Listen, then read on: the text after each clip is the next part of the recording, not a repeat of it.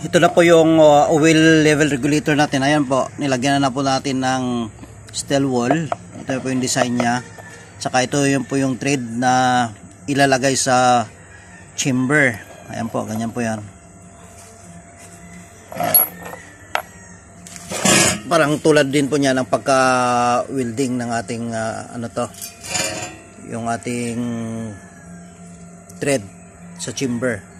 So 10mm po yan.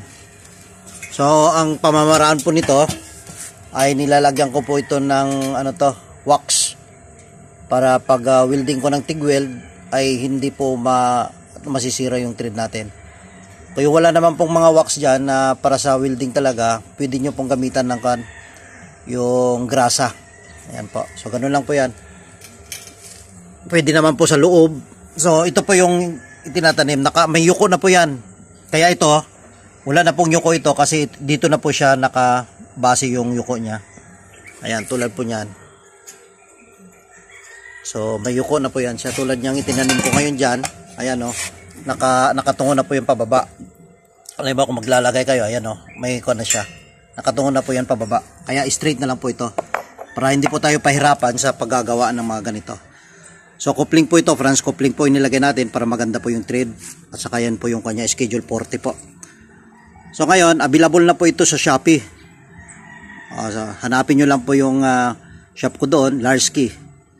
Yung ano po yung logo ko dito sa sa YouTube, yun na rin po yung makikita nyo doon. So ito na po. At available na. Yung presyo po, doon nyo na lang po titignan kung magkakano po yung bigyan natin nito. Ayan. So yung mga wala pa pong oil level regulator na ganito, yung mga nakabili na, so pwede nyo pong ilalagyan ng ganito.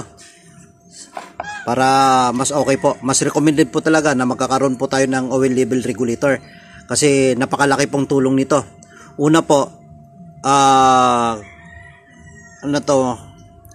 halos 2 weeks na po ako sa burner ko, hindi po nakakarbonize yung yung mga butas, dahil nga po hindi niya inaabot yun. At ang isa pa, yung hindi po dumidiretso sa fan natin pag nag-overflow.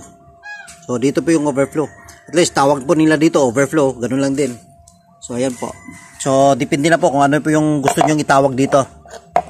Yan. Pero kilala na po kasi ito sa manual level oil regulator. So yun na lang po itatawag ko kasi yun na po yung kilala na nasa pangalan na yan. Yan.